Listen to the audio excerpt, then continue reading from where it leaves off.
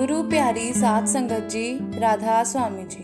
गुरु प्यारी साध संगत जी, आगे बढ़ने से पहले आपसे विनती है जी, अगर आप भी रूहानियत भरी साखियाँ सुनना पसंद करते हैं तो चैनल को सब्सक्राइब कर लें। संगत जी, हमारा उद्देश्य ज़्यादा से ज़्यादा लोगों को परमात्मा की भक्ति में लगाना है जी। चलिए आज की साखी शुरू करते हैं। एक बार सतगुरु नानक देव जी मालिक की याद में रावी नदी के किनारे बैठे हुए थे। तब वहां पर सेठ धुनीचंद आया तो उसने भाई मर्दाना जी से पूछा कि यह कौन है। तो भाई मर्दाना जी बोले, यह जगत गुरु गुरु नानक देव जी हैं। सेठ धुनीचंद सतगुरु से बोला, आप मेरे घर भोजन करने आ सकते हैं, आज मेरे पिता का श्राद्ध है। सतगुरु नानक बोले, ठीक है, आप अपना पता बता दो, हम आ जाएंगे। तो यह सब देख भाई मर्दाना जी बड़े हैरान हुए कि सतगुरु तो किसी के घर भोजन करने के लिए इतनी जल्दी नहीं मानते, आज कैसे मान लिया। तो सेठ धुनीचंद ने कहा, महाराज, मेरा पता आप किसी से भी पूछ लीजिए, यहाँ सबसे अमीर मैं ही हूँ, मुझसे ज्यादा अमीर यहाँ पर कोई नहीं है। सतगुरु तो यह बात जानते ही थे कि इसे अपने आप पर बहुत अहंकार है। संत महात्माओं का तो काम ही होता है भटके हुए लोगों को सही मार्ग दिखाना।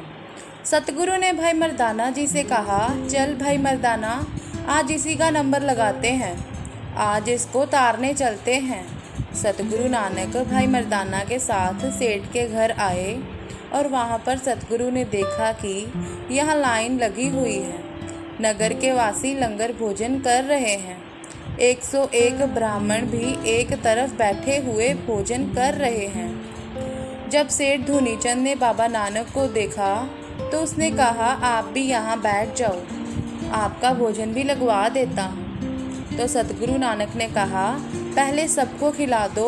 तो यह सुनकर सेठ कहने लगा, आप तो बड़े संतोषी हो, सब्र वाले हो, नहीं तो यहाँ जैसे ही लंगर बंटना शुरू होता है लोग एक दूसरे पर टूट पड़ते हैं।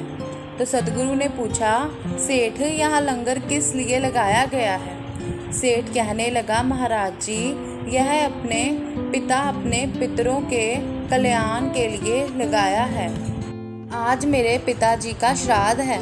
तो सतगुरु ने पूछा कि पिताजी का कल्याण हो गया। तो सेठ ने कहा, हाँ महाराज, 101 ब्राह्मण खाकर चले गए, सुबह से पता नहीं कितने लोग लंगर करके चले गए और अभी भी लंगर चल रहा है, सबने यही कहा, मेरे पिता का कल्याण हो। सतगुरु नानक कहने लगे, परंतु अभी तेरे पिता का कल्याण नहीं हुआ है, वह तो एक शेर की जूनी में जंगल की झाड़ी में 3 दिनों से भूखा बैठा है। यह बात सुनने के बाद वह सेठ हैरान हो गया। सतगुरु ने कहा, यह जो तूने मेरे लिए थाली लगाई है, इसे ले जा, वहाँ नदी के दूसरी तरफ झाड़ में तेरा पिता शेर बनकर बैठा है, हमने नज़र कर दी है इस थाली में, अब यह प्रसाद बन गया है। यह सब सुनकर सेठ को विश्वास नहीं हुआ और वह सोचने लगा कि इतने सालों से श्राद्ध कर रहे हैं, किसी ने कुछ नहीं कहा और आज इन्होंने तो नई बात कह दी। लेकिन सतगुरु नानक जी की यह बात सुनकर वह से डर गया और कहने लगा, महाराज, वह तो शेर है, कहीं मेरे ऊपर हमला ना कर दे। तो सतगुरु नानक ने कहा कि तू चिंता ना कर, वो तेरे ऊपर हमला नहीं करेगा, वह जब तेरा दर्शन करेगा निहाल हो जाएगा, वह तेरा पिता है, यह उसे ज्ञान हो जाएगा।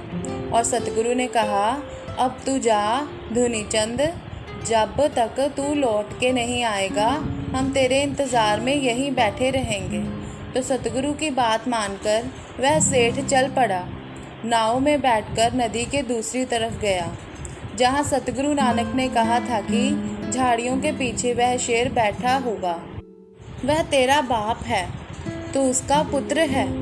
तो जब वह झाड़ियों के पीछे गया तो वहाँ उसे वही शेर मिला और जब झाड़ खड़कने की आवाज़ हुई तो शेर ने मुंह ऊपर किया।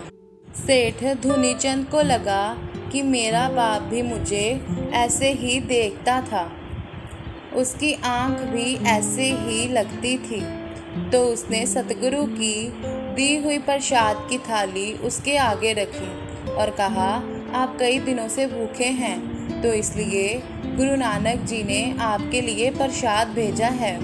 और जैसे ही शेर ने वह प्रसाद खाया तो उसने शेर का रूप त्याग कर जीवात्मा रूप धारण कर लिया और कहने लगा, धूनीचंद जल्दी जा, तेरे घर पर परमात्मा रूपी नारायण आए हैं, उनकी कृपा से मेरा कल्याण हुआ है, तो अभी जाकर उनके चरण पकड़ ले, कहीं वह चले ना जाएं। धूनीचंद ने पूछा, पिताजी क्या मेरे द्वारा ब्राह्मणों को खिलाए जाने वाला भोजन आप तक पहुंचता था?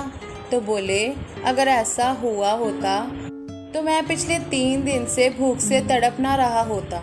और उसने कहा कि तुम जानना चाहते हो कि मैं इस जूनी में क्यों आया? क्योंकि मेरा अंतिम समय जब आया तो पड़ोस में मांस बन रहा था और मांस की महक मेरे पास आई और मेरे अंतिम समय में मुझे लगा कि अगर थोड़ा मुझे भी मिल जाए तो मैं भी खा लूं। यही इच्छा मेरे मन में रह गई, इसलिए परमात्मा ने मुझे शेर की जूनी दे दी। अब जितना मर्जी मांस खा, क्योंकि अंतिम समय मन में जैसा ख्याल आ जाए परमात्मा उसी तरफ भेज देता है। अगर अंतिम समय मालिक याद आ जाए तो वह खुद लेने आ जाए। इसके बाद सेठ जब घर आया तो गुरु नानक देव जी के चरणों में गिर पड़ा और कहने लगा, सतगुरु आपने सच कहा, आज मेरे पिता का कल्याण हुआ है। और वहाँ पर सतगुरु ने उसे एक और उपदेश दिया। सतगुरु ने उसके हाथ पर एक सुई रखी और उसे कहा कि इसे संभाल कर रखना, हम यह सुई तुमसे परलोक में ले लेंगे। और उसने वही सुई अपनी पत्नी को जाकर दे दी और कहा कि यह सुई मुझे बाबा नानक देव जी ने दी है, इसे संभाल कर रखना, क्योंकि उन्होंने मुझे यह सुई परलोक में लेनी है। तो यह बात सुनने के बाद उसकी पत्नी ने कहा कि ऐसा कैसे हो सकता है, जबकि जो हमारा शरीर है यह भी यही रह जाएगा, तो आप सुई कैसे वहाँ पर ले जा सकते हैं? तो यह सुनने के बाद उसे एक और झटका लगा और उसने यही बात सतगुरु को जाकर कह दी कि सतगुरु, मैं आपको यह सुई परलोक में कैसे दे सकता हूँ, जबकि वहाँ पर तो मेरा शरीर भी नहीं जाएगा। सतगुरु ने उसे वहाँ पर उपदेश दिया कि फिर जो तूने यह धन इकट्ठा किया हुआ है, जो तुमने झूठ बोलकर छल करके जो धन इकट्ठा किया हुआ है, यह तुम्हारे साथ कैसे जा सकता है? इसको इकट्ठा करने में तेरी पूरी उम्र निकल गई। जो चीज़ साथ जानी थी वो तूने कभी इकट्ठी की ही नहीं। ये सुनकर सेठ सोच में पड़ गया कि आखिर जब शरीर भी साथ नहीं जाता तो ऐसी कौन सी चीज़ है जो मेरे साथ जाएगी, लेकिन मैंने इकट्ठी नहीं की।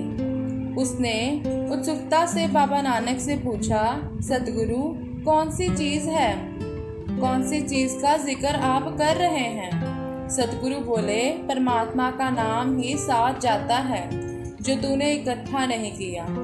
हमने कितनी नाम की कमाई की है, वही इस लोक से अगले लोक में साथ जाएगी। धूनीचंद की आंखें खुल गई और वो बाबा नानक का शिष्य बनकर नाम की कमाई करने लगा।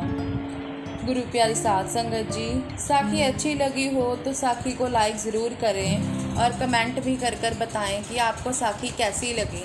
और प्यारी साध संगत जी, साखी को और भी सत्संगी भाई बहनों के साथ शेयर कीजिए ताकि वह भी ऐसी रूहानी साखी सुनकर अपने आप को तार सकें, उनकी भी आँखें खुल सकें कि साथ में तो सिर्फ उस मालिक की कमाई ही जानी है, उस मालिक का नाम ही जाना है। तो प्यारी साध संगत जी, आपसे विनती है कि साखी को शेयर ज़रूर कीजिएगा ताकि हमारे एक शेयर से किसी का भला हो, तो हमें इससे और क्या ही चाहिए। तो प्यारी साध संगत जी, आपसे विदा लेती हूँ। राधा स्वामी जी।